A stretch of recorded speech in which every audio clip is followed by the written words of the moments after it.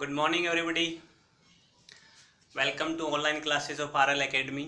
8th NCERT में हम बेटा पढ़ रहे थे ruling the country side 8th class का 3rd chapter and we were talking about the Blue Rebellion. Before Blue Rebellion we had discussed about types of indigo cultivation ना याद होगा आपको लास्ट वीडियो में हमने बात की थी निज कल्टीवेशन की एंड द रैयती कल्टीवेशन.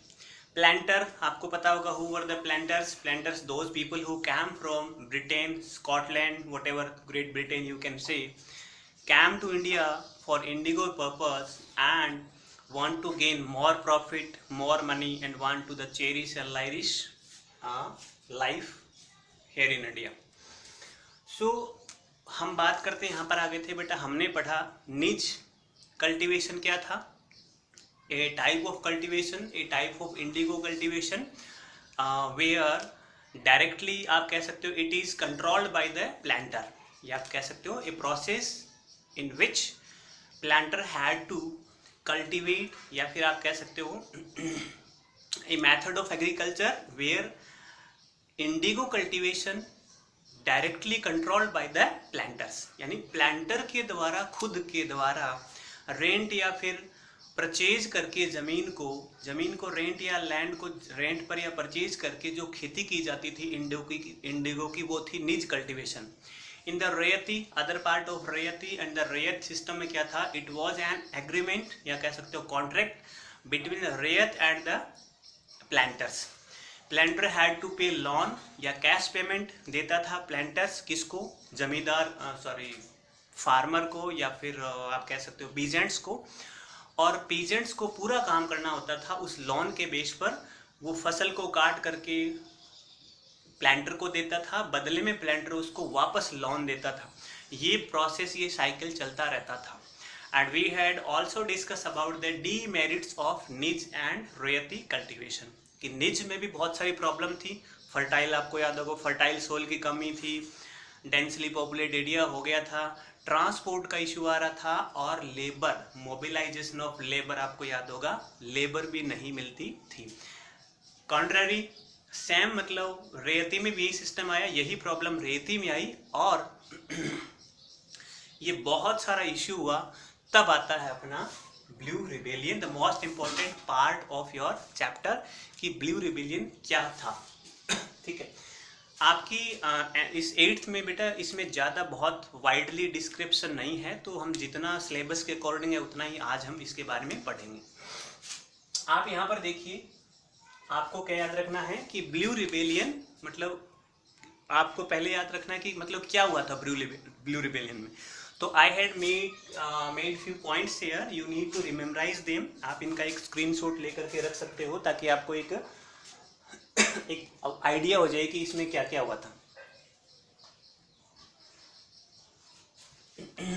ठीक है, चलो हम स्टार्ट करते हैं. यहां देखो बेटा, द ब्लू रिबेलियन मार्च 1859 इन बंगाल. इसका मतलब the Indigo rebellion blue rebellion started in 1859 और कहां पर स्टार्ट हुई थी, इन बंगाल. क्या हुआ था देखो, पहला पॉइंट है रैयत रिफ्यूज टू ग्रो इंडिगो. रैयत जितने भी पीजेंट्स थे they refuse to grow the indigo. उन्होंने इंडिगो की खेती करना या उसको उगाना मना कर दिया था. ठीक है, आगे देखो, दे रिफ्यूज टू पे रेंट ऑल्सो दे रिफ्यूज या फिर उन्होंने मना किया deny to pay the rent या फिर जो भी टैक्स था उसको देने के लिए मना कर दिया था पीजेंट्स ने या फिर रैयत. आप यहाँ पर नाम बार बार आप रैयत लिख सकते हो कि रैयत ने refuse to pay the rent to company. यहाँ प्लांटर्स को मना कर दिया था, कंपनी नहीं है यहाँ पर. ठीक है, क्योंकि कंपनी तो 1857 की रिवॉल्यूशन के बाद में खत्म हो गई थी. दे अटैक्ड इंडिगो फैक्ट्री. अच्छा आप ये बताओ, यहाँ लिखा हुआ है कि दे अटैक्ड इंडिगो फैक्ट्री. दे मतलब रैयत नहीं. अब वो बिल्कुल परेशान हो गए थे. ठीक है, उन्होंने जो फैक्ट्री थी इंडिगो की उस पर अटैक कर दिया. दे attacked on Indigo factory.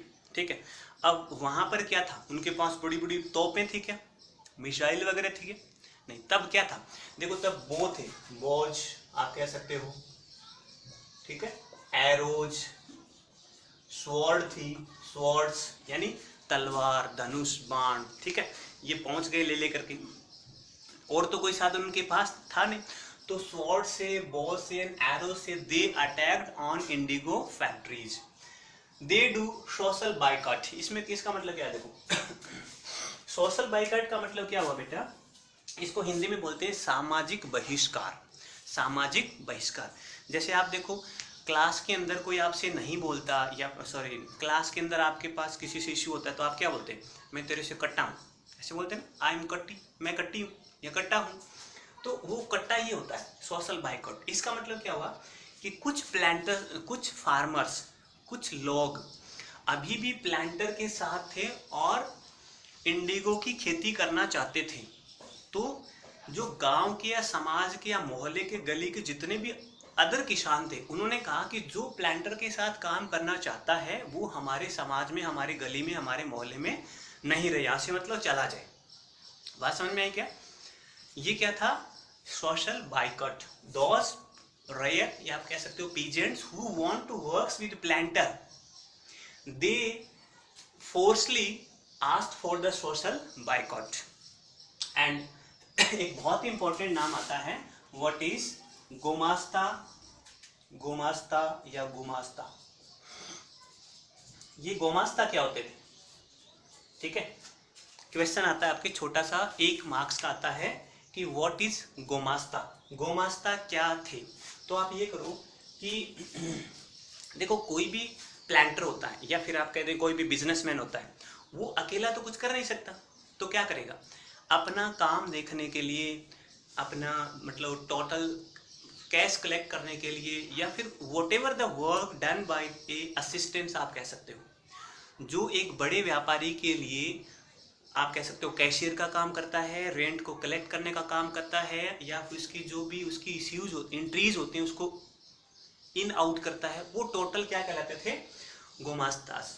It's mean a people, the people who is working for planters and they are basically their work was collect the rent, यानी गोमास्ता वो थे जो किसानों से पैसा इकट्ठा करके कहें, रेंट इकट्ठा करके कहें, या फिर इंडिगो की फसल को भी आप कह सकते हो, इंडिगो की फसल हार्वेस्ट हो गई उसको कलेक्ट करने का काम जो करता था प्लांटर्स के लिए, they people known as the गोमास्ता।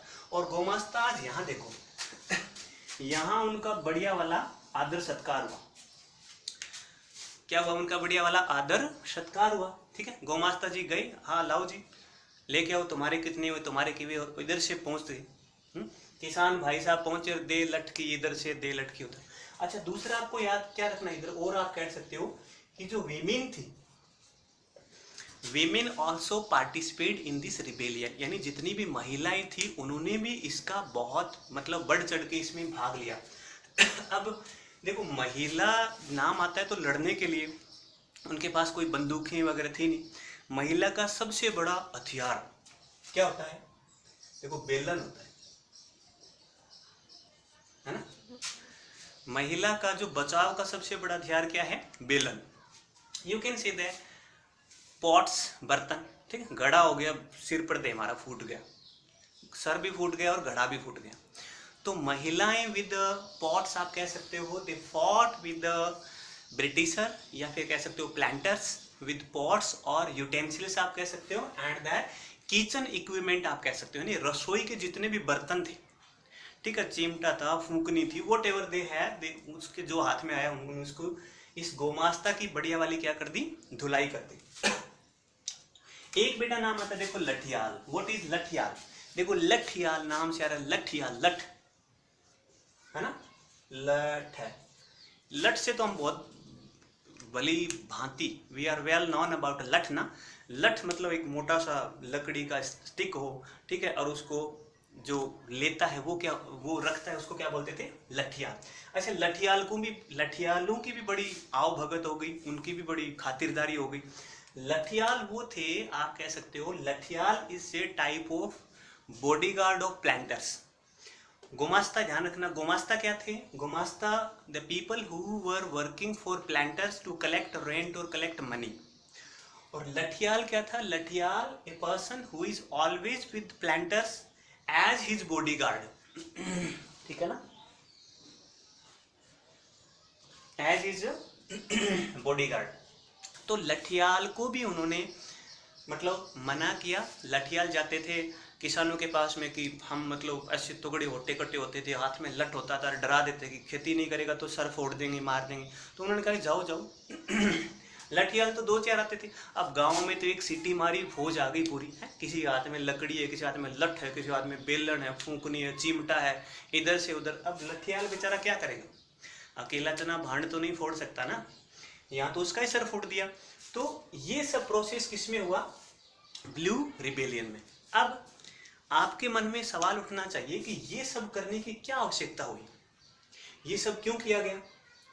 भाई मार्च 1859 में बंगाल में the blue rebellion started and the people refuse to pay the rent and the ryot refuse to grow indigo crop, आप कह सकते हो। They attacked indigo factories with sword, bows, arrows and women also participate with the utensils, आप कह सकते हो, और pots आप कह सकते हो। and they do social boycott the people who is want to work with planters and Gumastas also beaten up and they also beaten the Lathials।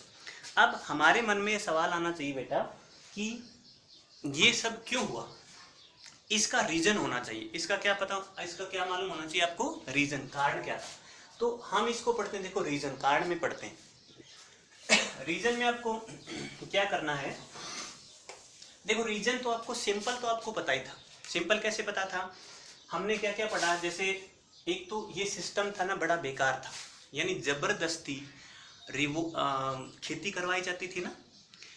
Indigo का जो कल्टीवेशन था वो किसान नहीं करना चाहता था, बट फिर भी उससे कल्टीवेट करवाई जाती थी। मतलब ये बहुत अप्रेस्ड, जिसको बोलते हैं अप्रेस्ड सिस्टम। कैसा था? अप्रेस्ड था। अप्रेस्ड मतलब एक बहुत ही उत्पीड़क, दुखदाई, बैड कह सकते हो आप। The system was very bad. दूसरा अपन क्या कर सकते हैं, रेंट बहुत क्या था? हाई था।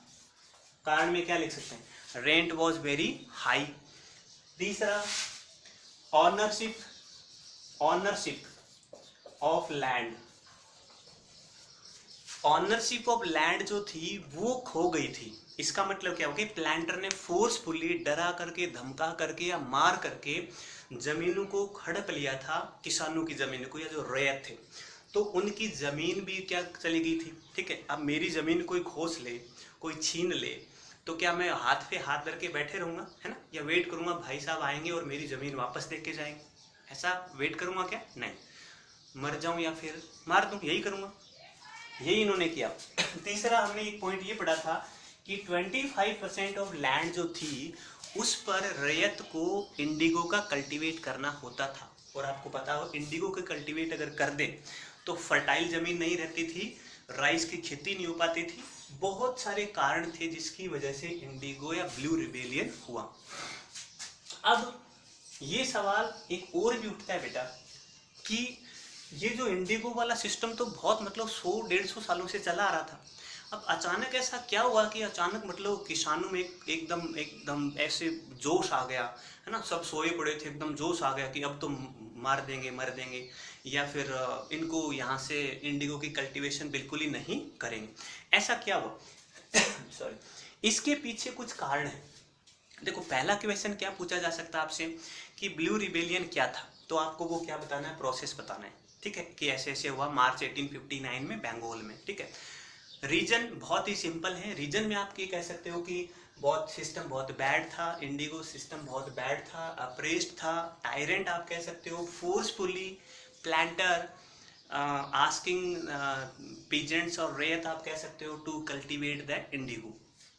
रेंट बहुत हाई था, लोन वाला सिस्टम बहुत बेकार था, ownership of land has been आप कह सकते हो लैप्स हो गई थी पीजेंट्स की, और 25% लैंड पर उनको मतलब खेती करनी होती थी इंडिगो की। अब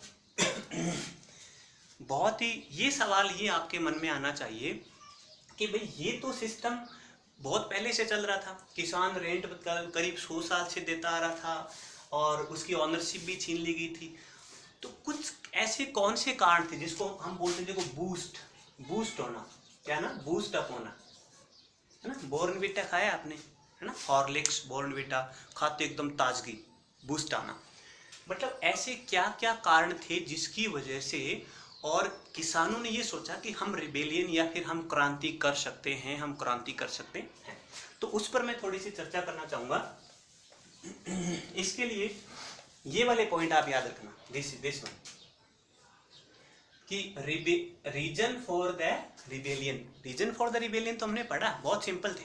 लेकिन आपसे ये पूछा सकता है कि what was the exact power up या फिर बूस्टर कौन था, कि जमींदार जो किसानों को, रैयत को मतलब पावर देने वाला कौन था। तो वहां इसकी हम छोटे छोटे बिंदु में चर्चा करते हैं। देखो पहला है जमींदार एंड हेडमैन। अच्छा भाई, इनका क्या रोल हुआ कि जमींदार और हेडमैन ने कैसे साथ दिया। इसके लिए आपको क्या याद रखना है कि unhappy with increasing power of planters, ये बहुत बड़ी बात है। कैसे, देखो प्लांटर के आने से पहले जो जमींदार था या फिर जो विलेज हेडमैन था, वो गांव का मुखिया था, एरिया का मालिक था, यानी सब उसको ऐसे सलाम करके जाते थे कि आप ही हमारे मतलब मालिक हो, you are our majesty, you are our king, you are the superman of this area. Planter आए तो जमींदार और विलेज हेडमैन एकदम अलग हो गए, उनको अलग मतलब अलग ही जगह छोड़ दिया। Now planter is playing more valuable role in the Bengal peasants या फिर सोसाइटी या कम्युनिटी आप कह सकते हो। प्लांटर ने वो जगह ले ली किसकी, जमींदार और विलेज हेडमैन की। अब मेरी कुर्सी कोई छीनने की कोशिश करेगा तो मुझे तो मिर्ची लगेगी ना। अब मैं सीधा तो लड़ नहीं सकता, तो मैं क्या करूंगा, गोटियां घुमाऊंगा, दिमाग लगाऊंगा। कैसे लगाया उन्होंने, जमींदार और हेडमैन क्या थे, unhappy with increasing power of planters, कि प्लांटर की जो पावर बढ़ रही थी, उनकी जो रसूख जो बढ़ रहा था समाज में, उससे वो जलते थे। और उन्होंने ये कहा चुपके चुपके जाकर के रैयत को, जमींदारों को, कि तुम अब की बार अगर वो आए ना प्लांटर्स, सूट बूट पहने टोपी लगाए, उसको क्या बोलना कि मैं तेरी खेती नहीं करने वाला। बात समझ में आई। जमींदार ने एंड विलेज हेडमैन ने, आप कह सकते हो, you can say the order भी आप कह सकते हो, और you can say they want to make sure that ryot should refuse, deny to cultivate the indigo crop to planters, कि प्लांटर को मना कर दो आप कि हम ये खेती नहीं करेंगे। तीसरा देखो रिगेन ऑन पावर। अब जमींदार और विलेज हेडमैन ने ये सोचा कि अगर प्लांटर्स के अगेंस्ट ये रिवोल्ट हो जाए तो प्लांटर यहाँ से भाग जाएंगे और वापस कौन मालिक बनेगा, मैं। तो ये जमींदार थे ना, इसके मन में बड़े लड्डू फूटने लगे कि भाई अब तो मैं मालिक बनूंगा। ठीक है, रात को सपने, मुंगेरी लाल के सपने लेने लगा सोए सोए कि इनको भगाता हूँ, एक बड़ा सा क्रांति होती है, बड़ा सा खून खराबा होगा, ये सारे भाग जाएंगे, वापस लोग मेरे पावर में आ जाएंगे। दूसरा, तीसरा सपोर्ट टू रैयत आप कह सकते हो, सपोर्ट टू रैयत, यानी इन्होंने रैयत को क्या किया, सपोर्ट किया। लोकल जमींदार एंड हेडमैन सपोर्ट टू रैयत and they support that you should participate, you should against the Indigo cultivation, कि आप साफ तौर से क्या कर दो, रिफ्यूज कर दो, मना कर दो। देखो दूसरा एक बहुत बड़ा पॉइंट, ये बहुत बड़ा पॉइंट है बेटा, सपोर्ट ऑफ ब्रिटिश गवर्नमेंट। अब ब्रिटिश गवर्नमेंट का सपोर्ट भी मिलता है किसानों को या फिर रैयत को। कैसे, देखो एक किसान है, ये हम बात कर रहे थे 1859 की, ठीक है, 1859 की। और आप याद करो कि इससे 2 साल पहले एक बहुत बड़ा सा बवाल हुआ था इंडियन हिस्ट्री में, रिवॉल्ट ऑफ 1857।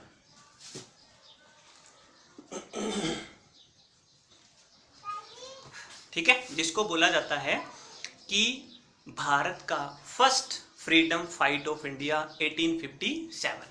अब 1857 के 2 साल बाद की तो बात है, तो ब्रिटिशर बहुत ऐसे डरे हुए थे। मतलब आपको मैं बताऊं कि ईस्ट इंडिया कंपनी को तो ख़त्म ही हो गई थी, ठीक है। 1857 में हम फ्रीडम पा लेते, but due to some problem lack of equipment था, लैक ऑफ वेपन्स थे, और बहुत सारे कुछ अपने मतलब ऐसे लोग भी थे जिन्होंने अंग्रेज़ों का बहुत अच्छे से साथ दिया, ठीक है। बहुत ब्रेव लोग थे जो आज़ादी के लिए लड़ते लड़ते मर गए।